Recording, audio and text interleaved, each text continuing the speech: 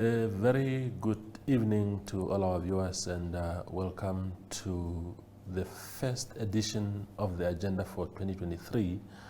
We wish all our viewers a very progressive and happy 2023, and of course hoping that you'll be with us on this journey again for this year as we try to bring you insightful interviews with various Namibian personalities.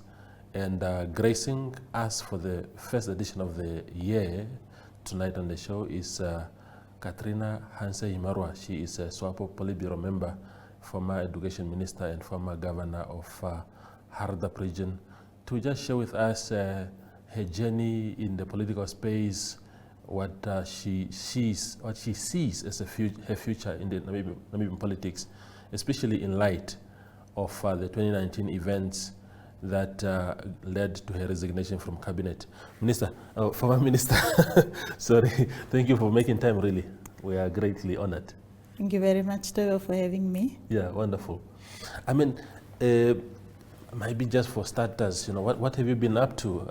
I know that your family, I think I've seen snippets of your family doing a lot of charity work. Is that sort of what you've been busy with since leaving cabinet? What have you been up to?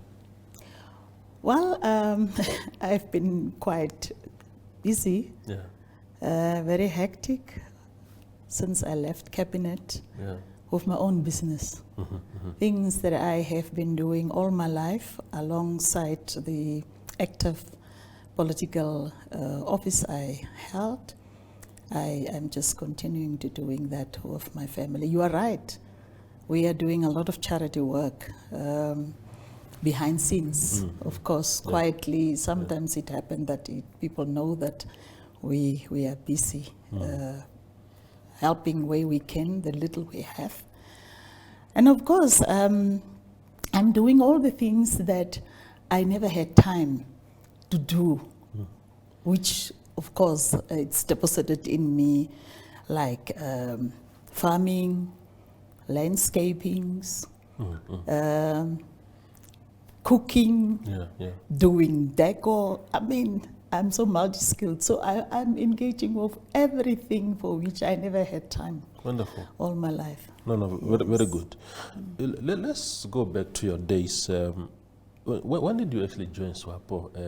You must have been very young, and what was sort of the motivation at the time? Well, Debo, I found Swapo in our house when I got to my full consciousness. I found Swapo in our house. I have seen it being practiced by my parents in our house. And when I came to the understanding and consciousness of taking my own decisions, I decided to join the underground Swapo Youth League then in the early 80s, to be precise, in 1981, I was recruited by one of my teachers where I personally joined it. But when did you join Swapo? I found Swapo in our house. I joined it personally on my own convictions, underground 1981, of course groomed by my former teacher Isaac Swartz, the father of female donkey. Okay. Yes. Okay. So in my early school days, at the age of 12, that's when I joined. In fact, 1979 already, but formally 1981. So from 79, we were underground following, to the extent that I left the former Nama school where I was enrolled, and I moved over to the former Damara school, where Swapo party politics was very actively practiced, of course, underground. So I joined that school, 79, and it's from there that I became active at a very early age. Yeah. Who are some of the people that come to mind that sort of were with you, your peers at the time, who together you were sort of, ramping up the hype around Swapo and joining the party? Who comes to mind? Well, sure. Of course, it's the children that I have been in the school with, names like Susanna, should I, even if I mention the names? Yeah, but mostly it was my peers that I have been with.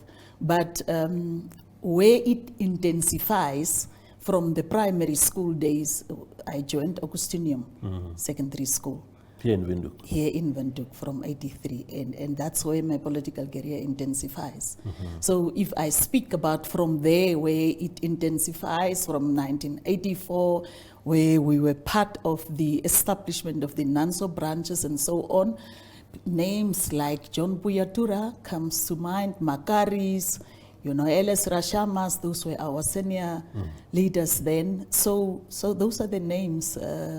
Justice Shirimuye, Muti Soul, who has been arrested together with me for burning the school. One girl that was called Kasupi.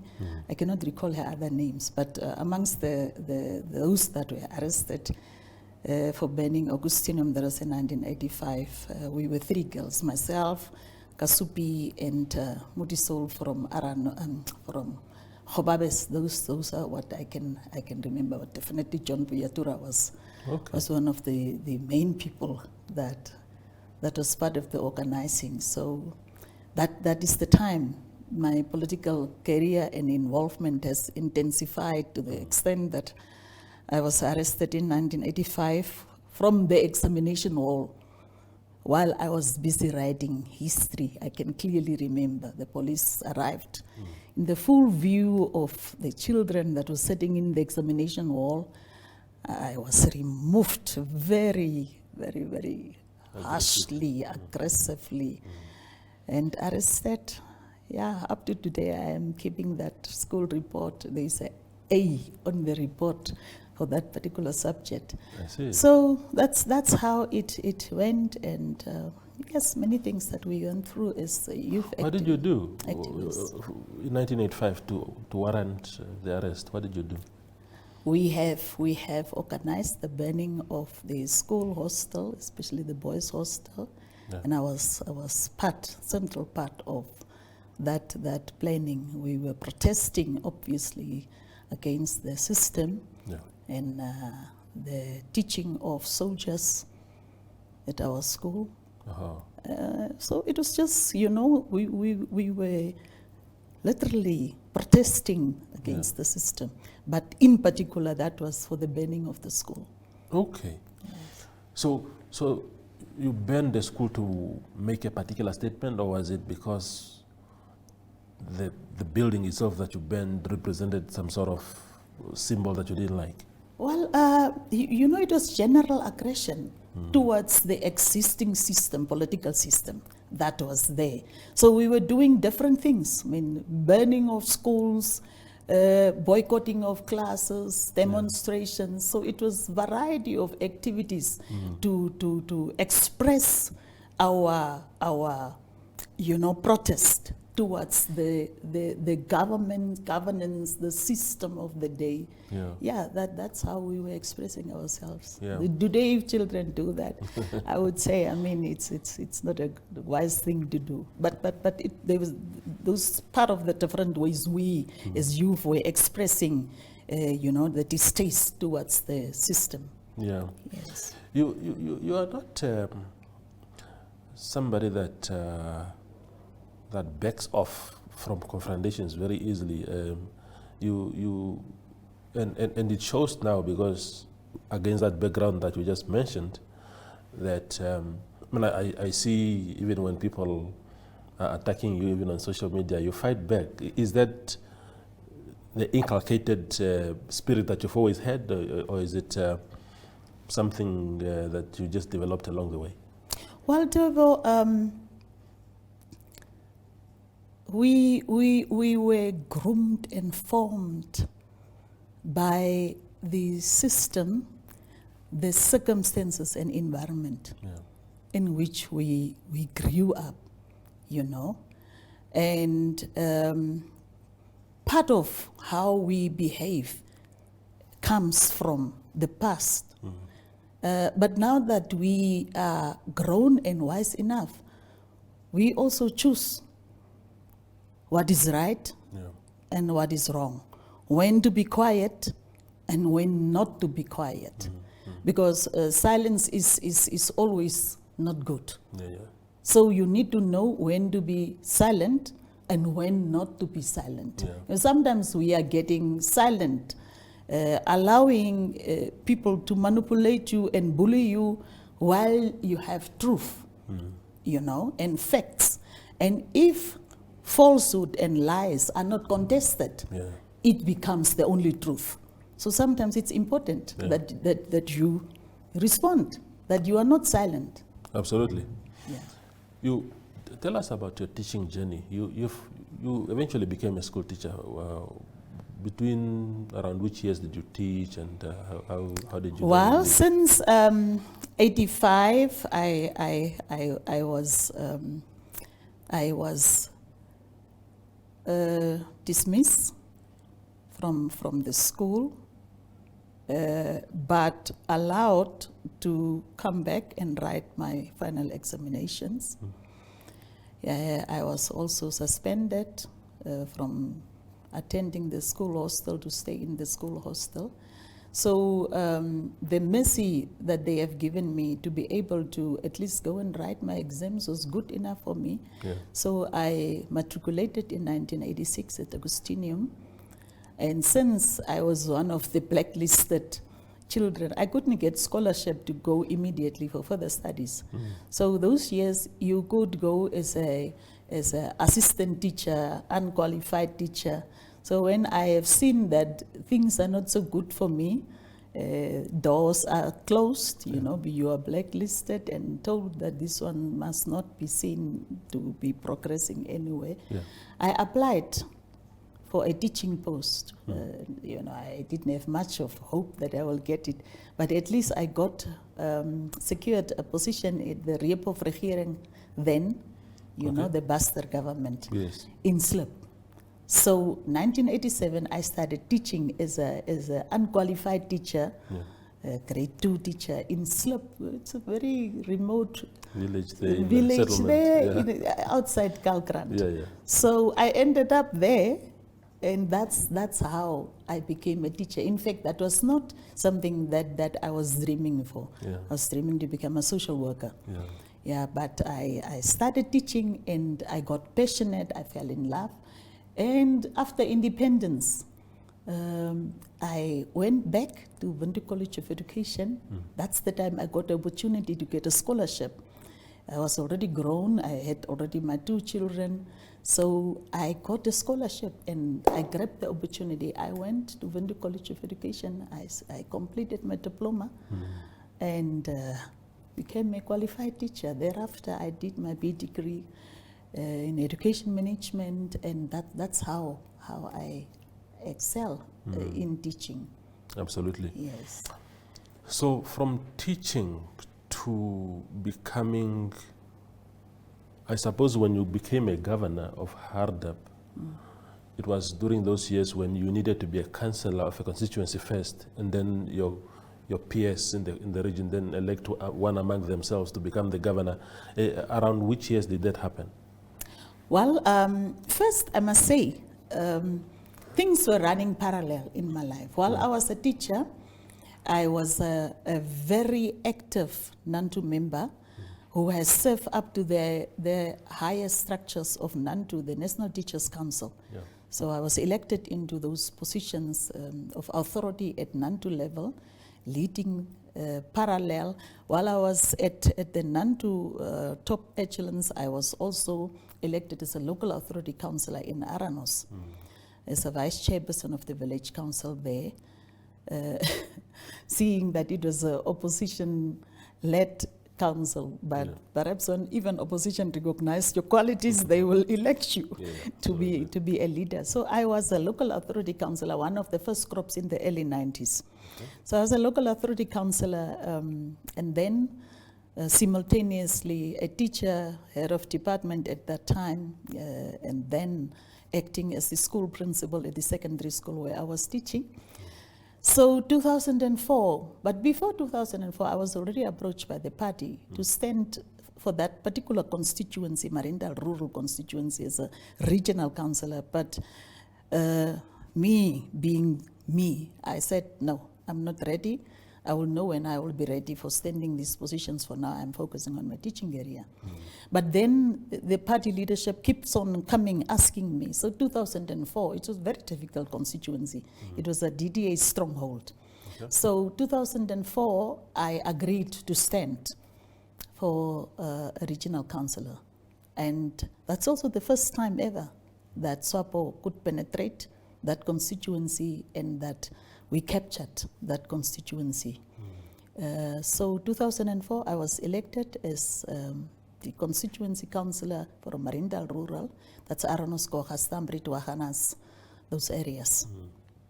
And subsequently, the party again decided that amongst those men who were there, I must be the governor. So I became the governor 2004 and served the first term, which you said that's the time that governors were elected from the peers. And then I also served for the second term, appointed by President Bohamba. So I have been serving for 11 years altogether as the governor of Hartab region. Okay. We will continue the conversation with Katrina Hanse-Himarwa after the break.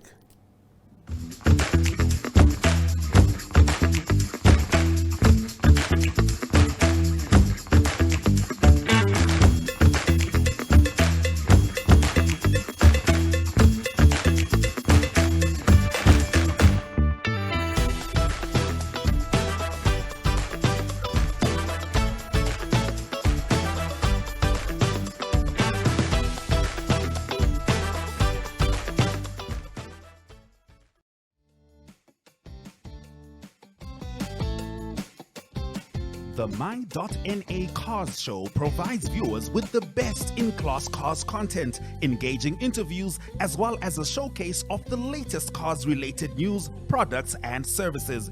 If you would like to feature your brand or campaign on this platform, contact My.NA at synergy.com.na.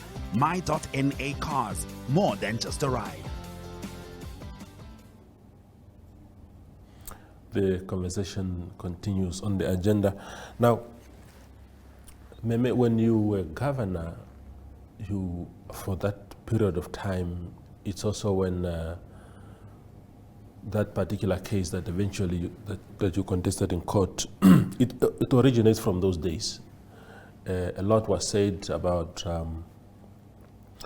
what you supposedly did, accused of corruption. You have always contested that you were not corrupt and that you did nothing corruptly, but you ended up losing that case in court. What can you tell us about that? I suppose we can talk about it now. It's no longer a matter before court. What transpired there? Well,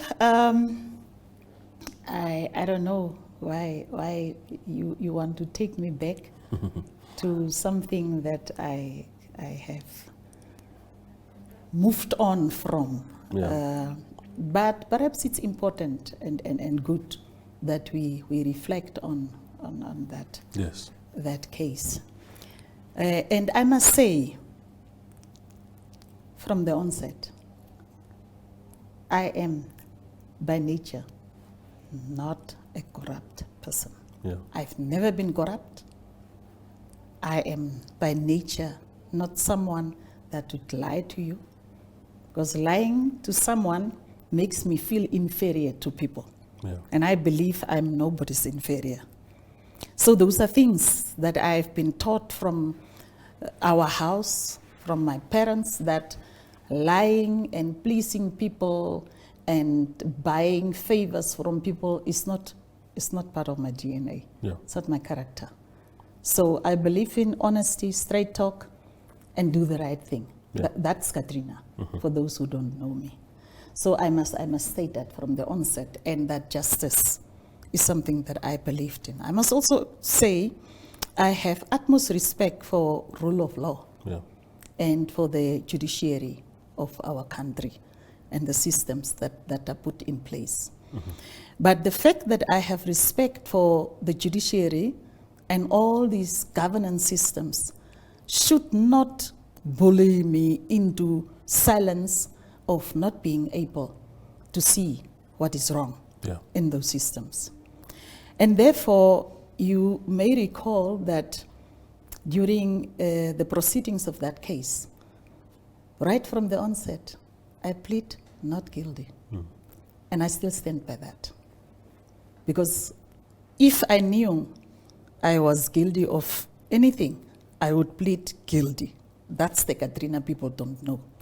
I would plead guilty and get over and done with that. But I still stand by the fact that I am not guilty. Because I have not done anything wrong.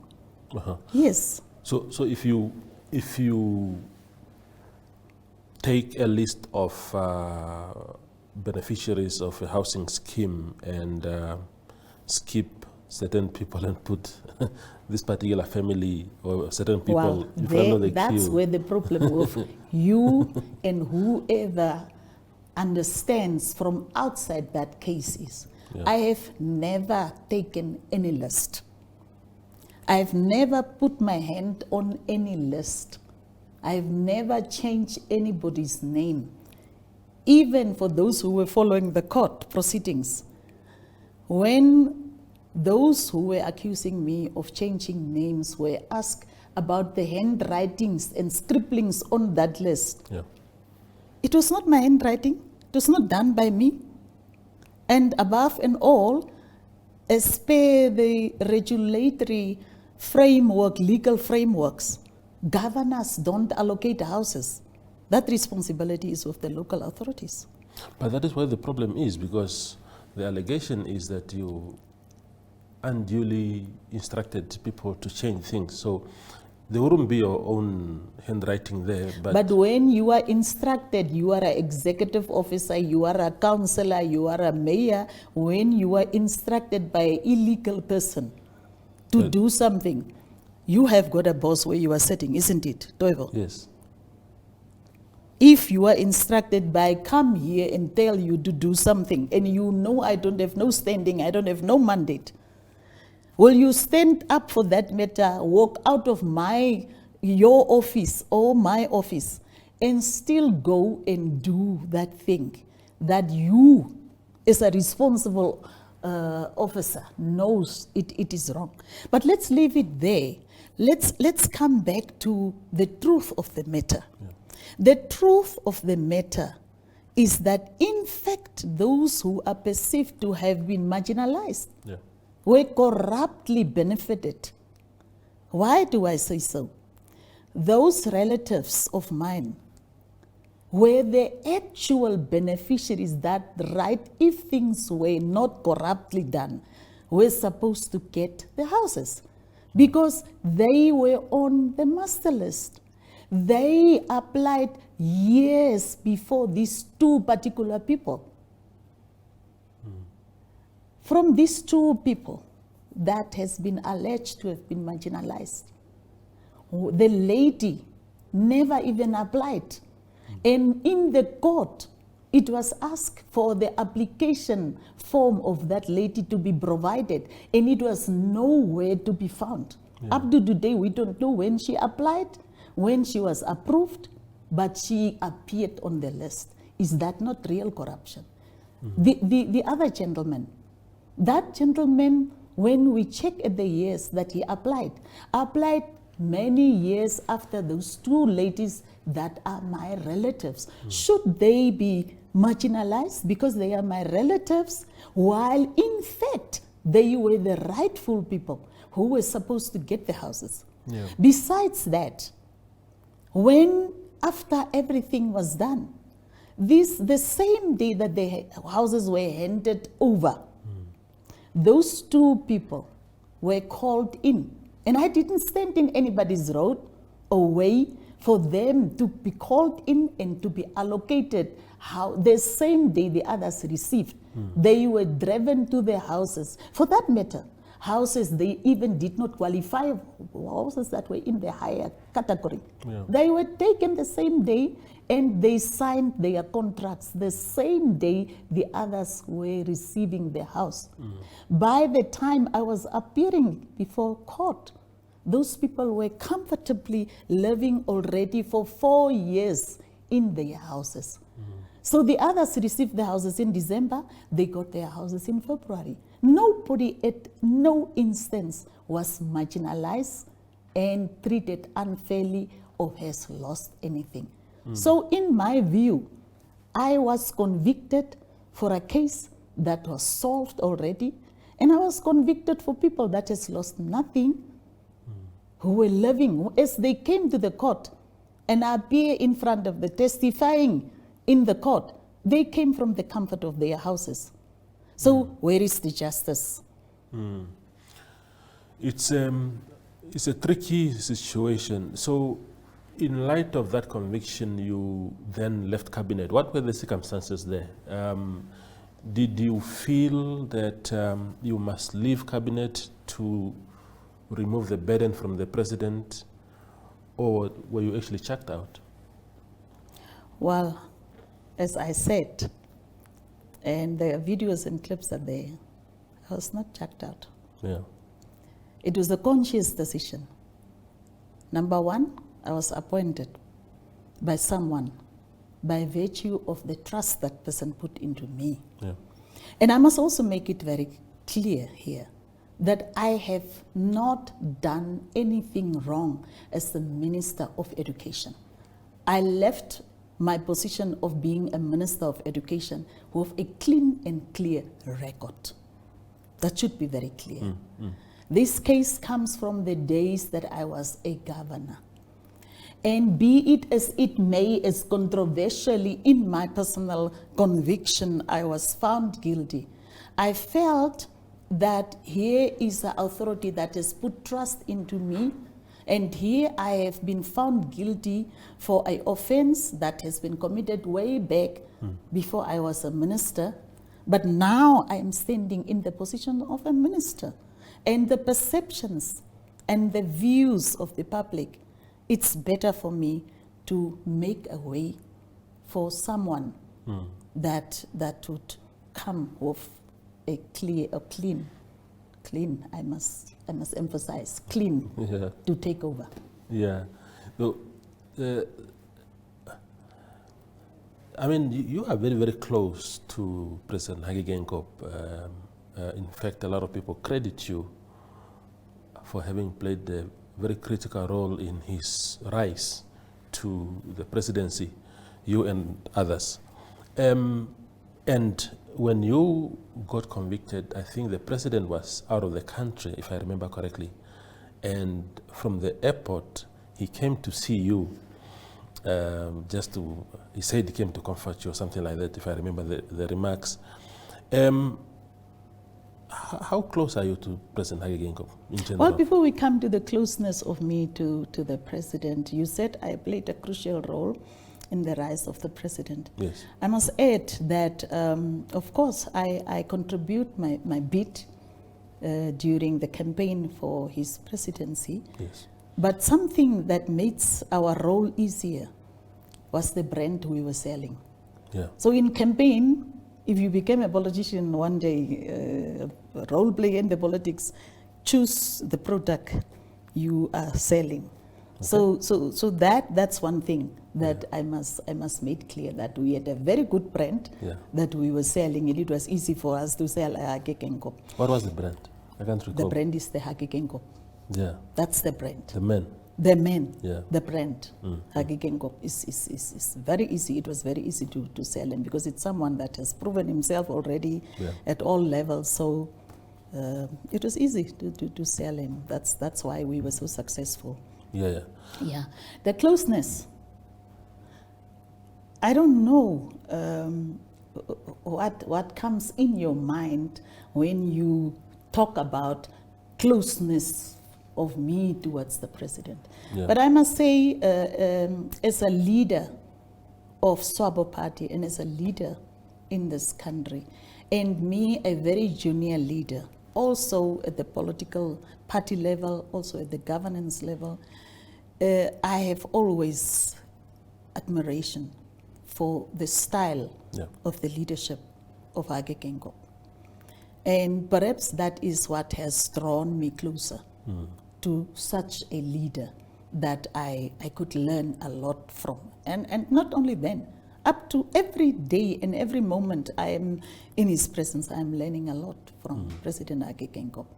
So the closeness you are referring to, I don't know the extent and the level of it. No, the context is really that the president openly running literally to the minister who had just been convicted of corruption. People at the time felt that maybe the timing was not correct and that maybe it should have happened a bit privately, because it was, I think the president, upon landing, that's how honest people operate. He was interviewed and he said he's coming to see you. And people were just saying, but you know, what kind of message is the president sending?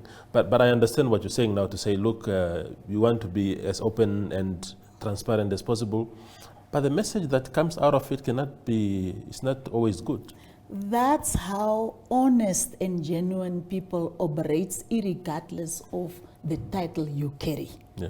You don't pretend. Yeah. You know, I told you about I'm not a liar. I will not pretend to please you. Yeah. So that's President Hage Geingob. He will not pretend to please you. He is what he is. I am what I am. Position cannot change me from the human being and the human factors operating in me. Yeah. Do you think that you've let him down?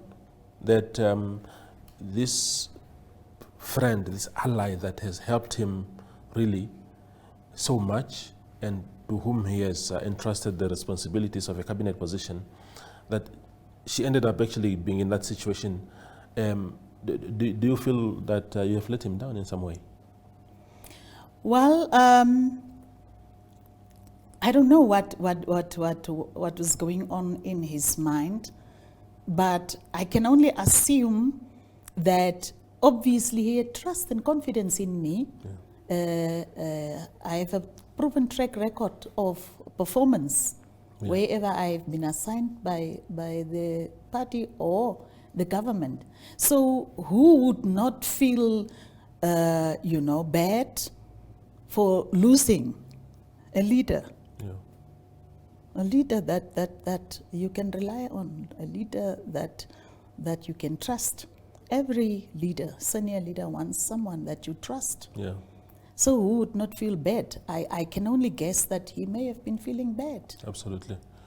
We go for the final break and then return for the last part of the show.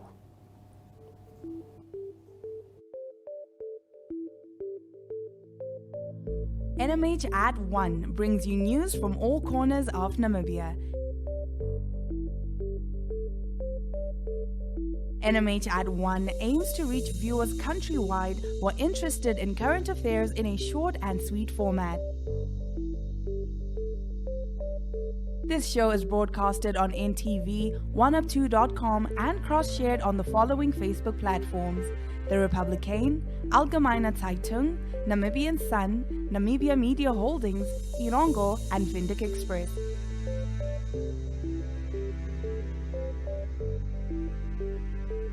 To share your news or advertise on this platform, contact NMH1 at synergy.com.na.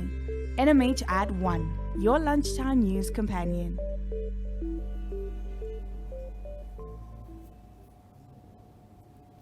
The show continues. You've been appointed, I think it was in December, nominated by President Hage Geingob to the Swapo politburo. And anything that involves Katrina Hanse-Himarwa these days, people will always debate. I think there are two schools of thoughts.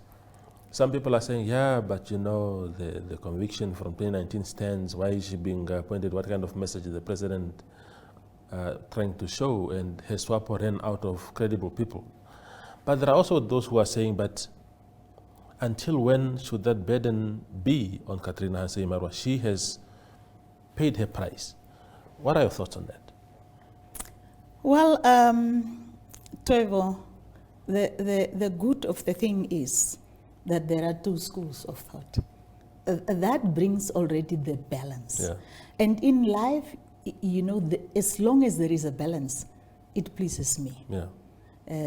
You are not alone to think I am a person of credibility and integrity. I am a woman of credibility and integrity. All my life.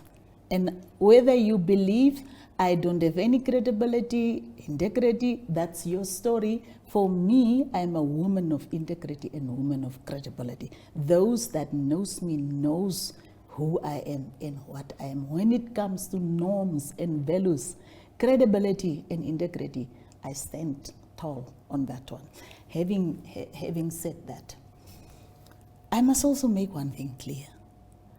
This is my 4th term consecutively as a Central Committee member of the Swapo Party. Yeah. Since the unfortunate demise of my uncle Hendrik Witbooi, I took over from him on the Central Committee. I was following immediately on the list. So this is my 4th consecutive term as a Central Committee member of the Swapo Party. This appointment of the President, I will be serving for the 3rd consecutive term as a political bureau member. Yeah. So I'm not a newcomer at these top structures of the party. Something, she's excited and so on. Well, excitement, I don't know. Perhaps if there is excitement, it's excitement for how I will be serving my party and representing my comrades and the larger Namibians from that angle of the political landscape. And I am grateful. I'm grateful towards the President. For someone in a country, and Swapo has got a huge population of membership, from where the President could choose. Now for a head of a country and a head of such a huge mass, political party, acknowledging and seeing you amongst many, it's an honor. Yeah. Perhaps you that complains, it's perhaps jealousy that you are not the chosen one amongst the many. Yeah. So for me, it's an honor. Yeah. It's not nothing to boast with. It's not nothing to think, many other funny things. But it's a sheer honor that has been bestowed. And for me, I see it as a recognition of my abilities and my contributions towards the party and towards the leadership of this party. Yeah. So I honor that, I appreciate that, and I will continue to deliver the good that people are seeing in me. Yeah. It's good that you say that, because again, that is one school of thought now, to say you bring experience, you have this institutional memory that is required in a structure like that. The other school of thought is that the President doesn't have complete control of the Central Committee and the Politburo, and that he needed someone, an ally, who's very strong, with a strong personality like yourself, to sort of fight his battles, if there were to be any in the future. Well, Tevo, for those school of thoughts, I must say, if there is such school of thoughts, they know a Hage Geingob very badly. They don't know him. I am too small, I'm a child, if ever I am, to fight a Hage Geingob battle. He can do it for himself, one man alone. People must not underestimate this man. Yeah. So Katrina is a lightweight. For Hage to think that she must come and rescue me, honestly, come on. Whoever thinks, so must know. Because you're a fighter, Meme. You are a woman of conviction. You don't, like I was saying in the beginning of the interview, you don't back off. You pursue things. And the President, in his thinking, according to some, is that he needs a soldier like you to to be in that battlefield? Well, if you know, any leader on a battlefield, you don't want to go with a useless soldier. So if it's from that angle that you say it, not me, that I am apparently what you are saying, I am. If that is what I am in the view of you and others and in the president, again, it's an honor, you know. But nobody would want to go, you know, if it is a battlefield, because Swapo Central Committee is not a battlefield. Yeah. It's a platform of like-minded brothers and sisters in arms, in politics. Why should it be seen as a battlefield? It shouldn't be about battles. It should be about issues, facts, how we can propel this country, how we can improve the livelihoods of Swapo members, you know, but largely livelihoods of Namibians. So that's it should be about mindsets and shifts of paradigm on how to improve this country in general, in particular the Swapo members. Yeah. So if people think that President is collecting people for a battle, they are lost. Yeah. Because for me, Swapo is not a battlefield. Swapo is a platform to improve, better, enhance, propel Namibians, even those who belong to Swapo, even those who don't belong to Swapo.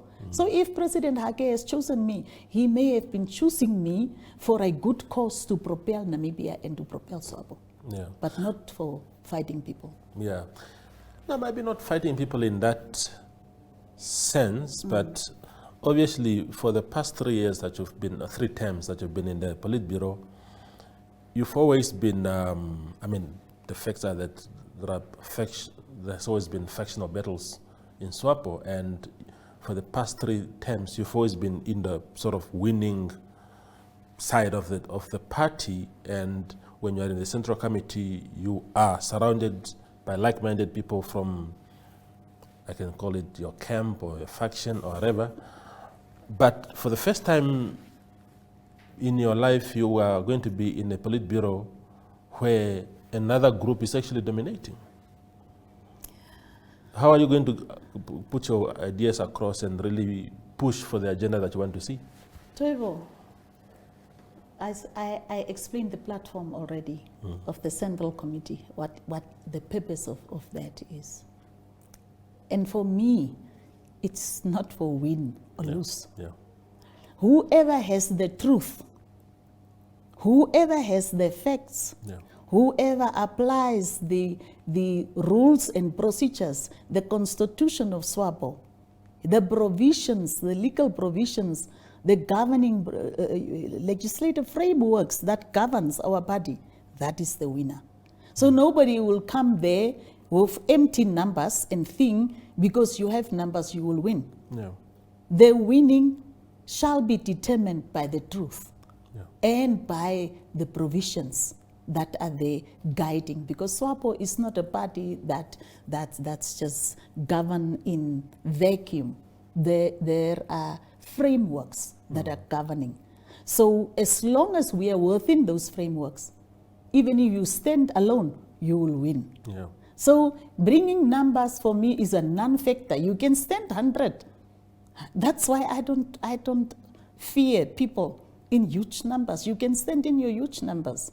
But for me, I believe in truth, honesty, you know, and that is where the win is. So it's not about the numbers, you know. It shouldn't be about numbers. It should be about quality and not about quantities. Yeah. Because at the end of the day, the numbers that are there in the CC should not belong to somebody. Yeah. That numbers should be there for the good of Swapo party. That's a good point. Know, for different thoughts to be pulled, you know, in one basket, the Swapo basket.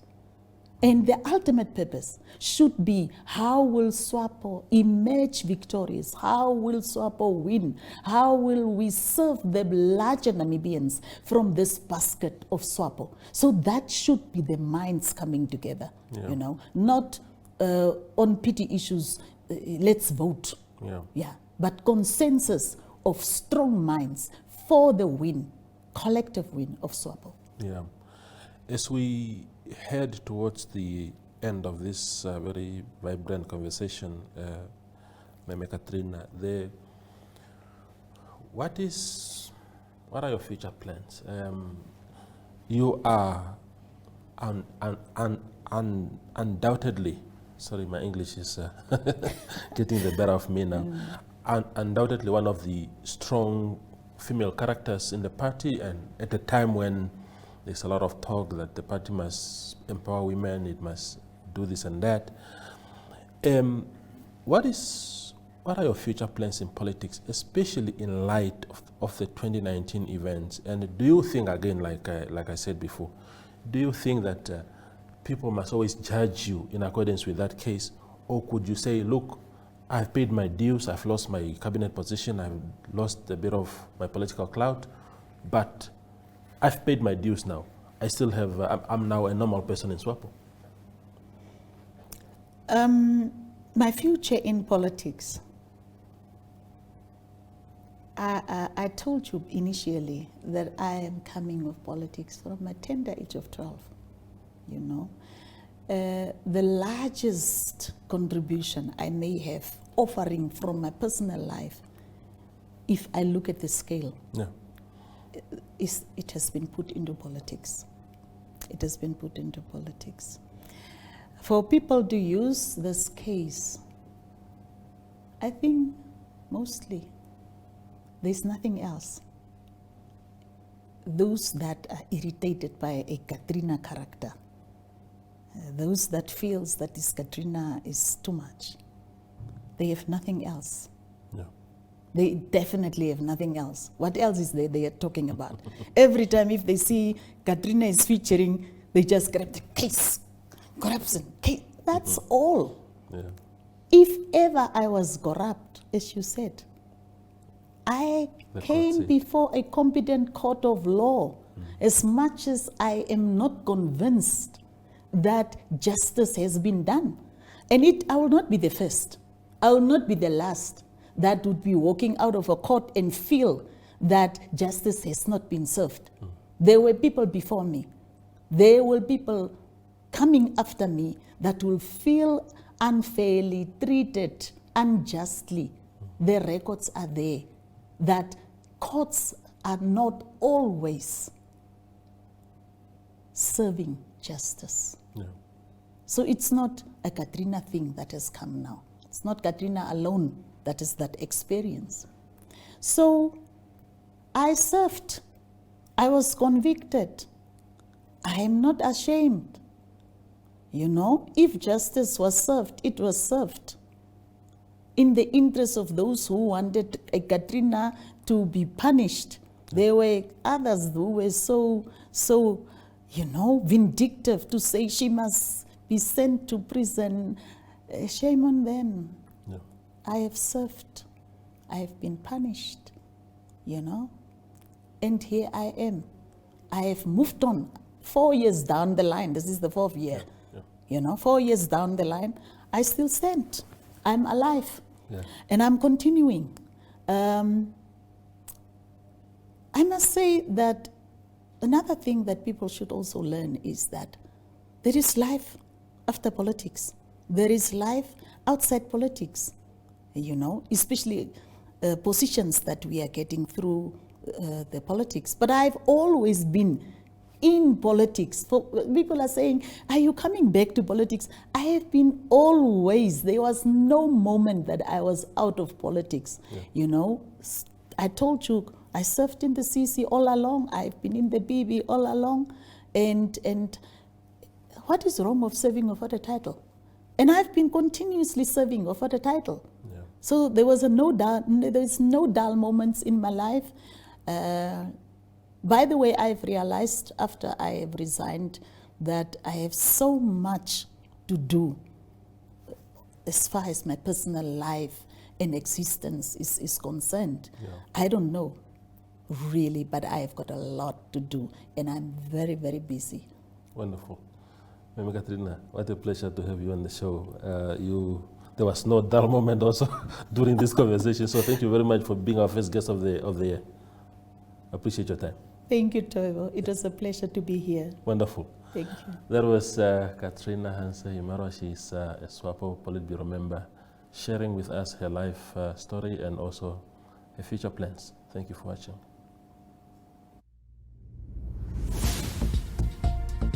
Sunset News is a daily news show focusing on national headlines as well as international news. If you'd like to feature your brand or campaign on this platform, please contact sunset@synergy.com.na. Sunset News. Don't end your day without us.